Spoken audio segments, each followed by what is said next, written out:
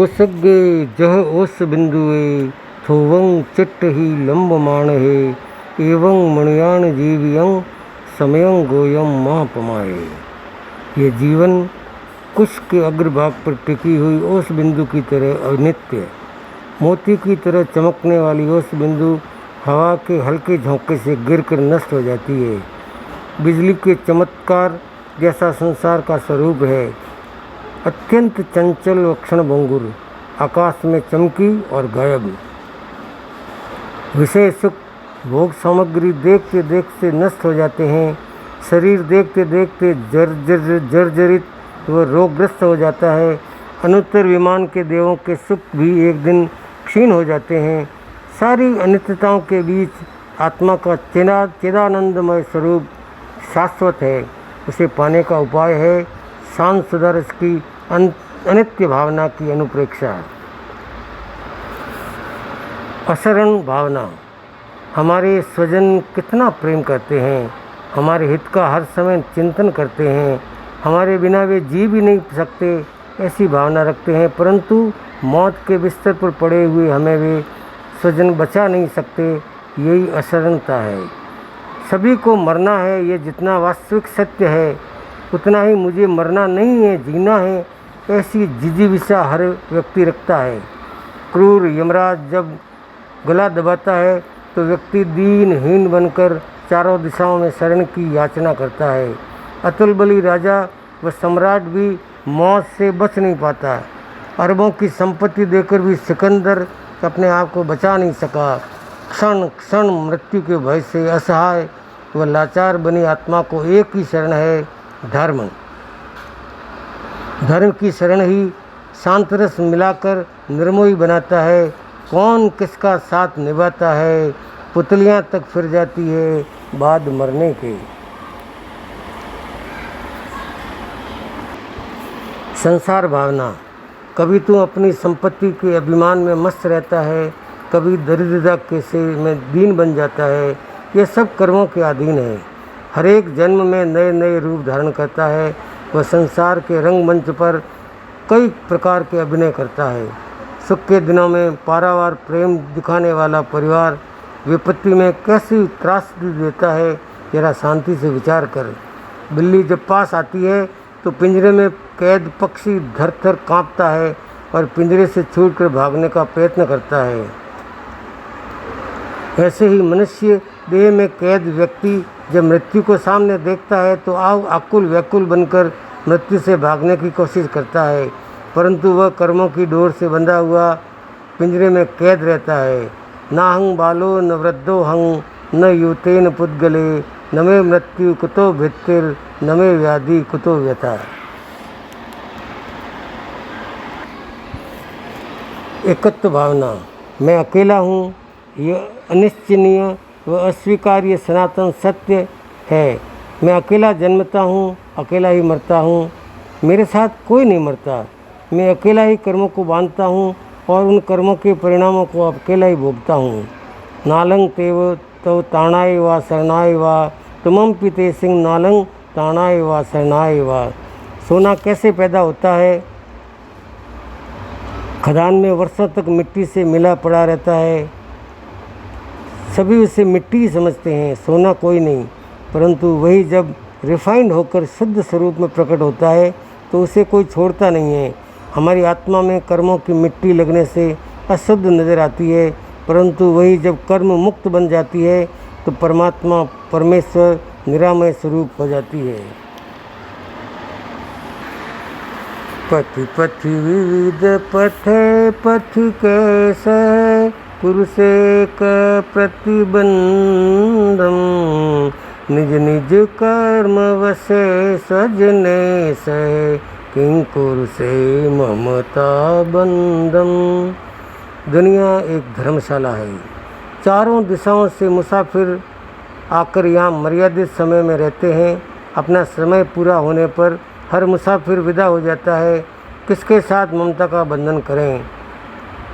हे आत्मन, विचार कर, इस दुनिया में तेरा अपना क्या है?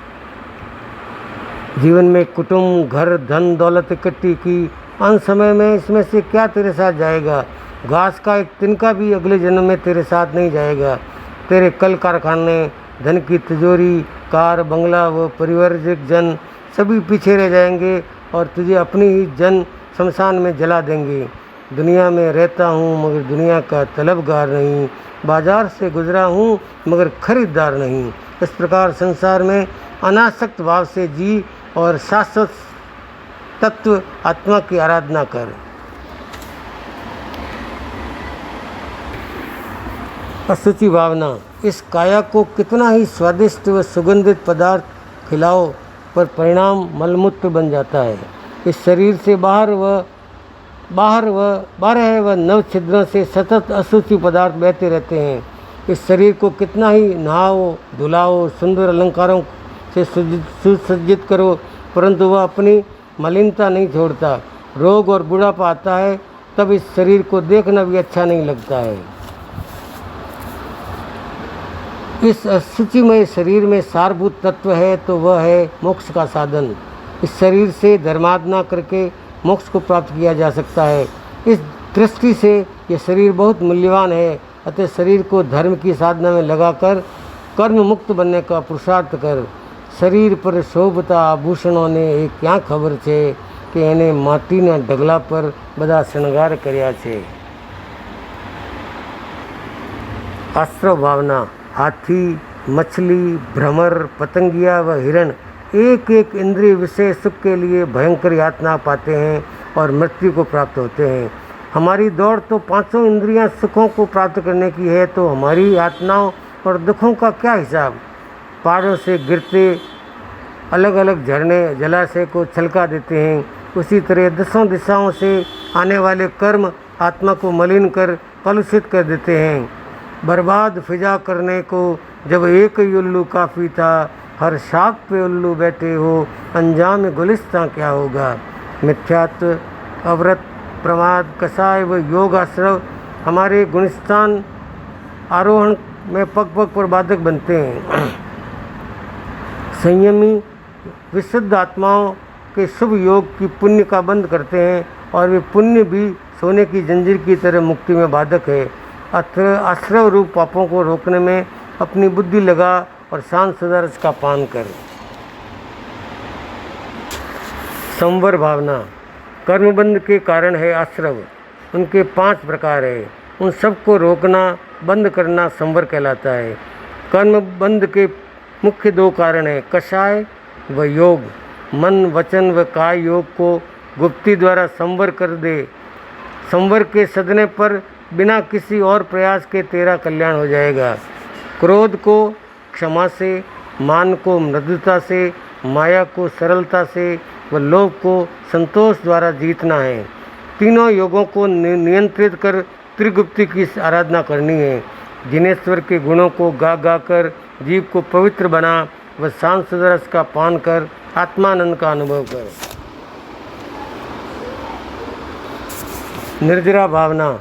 याति घनापि घना घन पटली, खर पवने न विरामम, भजति तथा तपसा दुरिताली, क्षणभंगुर परिणामम, विभावय विनय तपो महिमानम।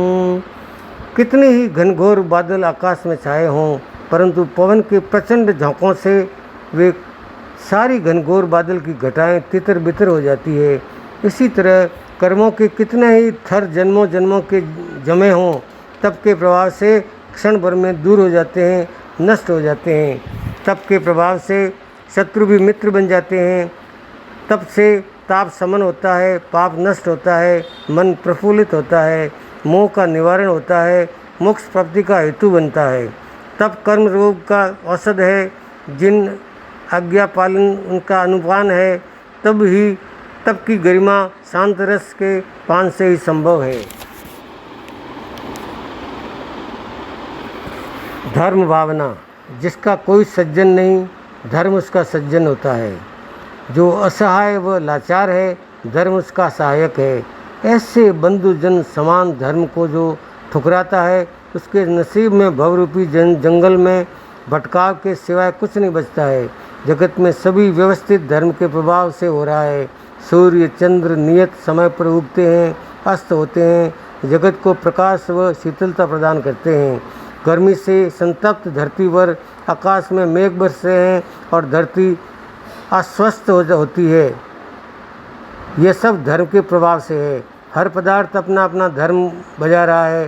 धर्म के प्रभाव से यह सृष्टि रूप बनी हुई है। धर्म 10 प्रकार के भोग सुख देता है, इंद्रियादि की पदवी देता है, मोक्षदायक ऐसे ज्ञानादि गुण प्रकट करता है। अतः हे धर्म, शांत रस के अटूट अमृत घूंट पिलाने वाले, तेरी जय हो, जय हो। लोक स्वरूप भावना। क्वचिद वीणा नादय, क्वचिदपि हाहेतिरुदितं, क्वचिद विद्वत गोष्ठी, क्वचिदपि सुरामत्त कलह, क्वचिद रम्या रामा, क्वचिदपि जरा जर्जर तनु, न जाने संसारे किम अमृतमय किम विस्मय। इस लोक में कहीं वीणा का नाद बज रहा है तो कहीं हाय हाय का करुण रुदन हो रहा है, कहीं विद्वानों की गोष्ठी हो रही है तो कहीं शराब के नशे में दुत मदिरा पान में लड़ रहे हैं, कहीं रूप सुंदरियाँ अंग प्रदर्शन कर रही है तो कहीं जरा से ग्रस्त चमड़ी झुर्रियाँ ग्रस्त हो गई है। इस संसार में अमृत कहाँ है और विष कहाँ है, ऐसा लोक का स्वरूप है। जगत के स्वरूप का जैसे जैसे परिशीलन किया जाता है वैसे वैसे मन में उठने वाले उन्माद शांत होते जाते हैं, चित्त स्थिर व शांत बनता है और अध्यात्म सुख की अनुभूति जगनी स्वाभाविक बन जाती है। अतः लोक के स्वरूप का बार बार चिंतन कर कहाँ सात नारकी के दारुणी दुख और कहाँ अनुत्तर देवों के भौतिक सुख, गजब है चद्य रज्जु लोक का स्वरूप। बहुत ही दुर्लभ भावना।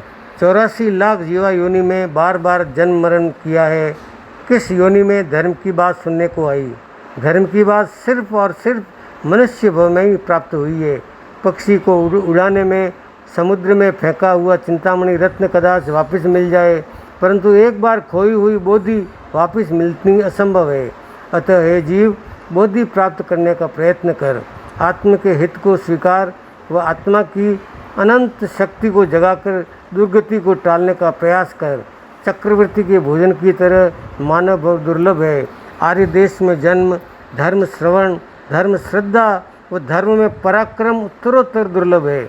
बहुत से लोग तो स्थूल शरीर व उसकी उपलब्धियों में ही अटक जाते हैं। अति दुर्लभ सम्यक्त बोधि रत्न उपलब्ध हुआ है। अतः उपशम की साधना कर, शांत रस का पान कर, यही श्रेष्ठ इलाज है। मध्यस्थ भावना। कोई सूत्र का उत्सूत्र करता है, दूध के बदले पेशाब पीता है, हम क्या कर सकते हैं? जिसकी जैसी गति वैसी ही मति बनती है। किसी की भी भविष्यता को रोका नहीं जा सकता। अतः समता रख, माया जाल को समेट, पुद्गल की अधीनता को त्याग, क्योंकि आयुष्य बहुत अल्प है। इस लोक में अगणित लोग, सभी की प्रकृति भिन्न, अपने अपने धर्मों के बद्ध, कर्मों से बद्ध, अपने अपने विचार, अलग अलग आचरण। बुद्धिमान किसके साथ रुष्ट हो, किसके साथ तुष्ट हो। वस्तुतः प्रिय अप्रिय संयोगों में संतुलन रखकर मध्यस्थ भाव का विकास ही शेष है। अपने सगे जमाई तो प्रिय शिष्य जमाली को भी उत्सूत्र कथन करते हुए भगवान महावीर नहीं रोक सके। भगवान को भी असत्य घोषित करते हुए जमाली को रोक नहीं पाए, तो एक सामान्य आदमी किसी को जबरदस्त सुधारने की चेष्टा क्यों करे? तुम्हारा हितोपदेश उनको सही सुहाए तो तुम क्यों खिन्न बनते हो? मध्यस्थ भावना भाते हुए तटस्थ रहने की साधना करना ही श्रेयस्कर है। प्रमोद भावना। जगत में जो भी गुणीजन हैं उनकी अनुमोदना करता हूँ। कई साधु भगवंत शांत रस लीन बनकर उत्कृष्ट तप की आराधना करते हैं। कई साध्वी भगवंत व श्राविकाएँ शील सदाचार को बेनमून पालन करते हुए शुद्ध धर्म की आराधना करते हैं। जहाँ भी सद्गुण दिखाई दे उसकी मुक्त कंठ से अनुमोदना कर। यह तो मिथ्यात्व है, उसकी अनुमोदना कैसे करें? ऐसा कमज़ोर विचार मत कर। मिथ्यात्व भी यदि परोपकार किसी की भी उन्नति व सफलता देखकर प्रमुदित बन, ईर्ष्या मत कर। कई लोग अपने धर्म का दान कर पुण्य कमा रहे हैं। स्त्रियां ससुराल व पीर दोनों कुलों को शीलव्रत से यश कलश चढ़ा रही है। ज्ञानी जन अपनी तर्क शक्ति द्वारा तत्व को समझा रहे हैं। सभी का गुणानुवाद कर व प्रमोद भावना भाकर प्रसन्न बन।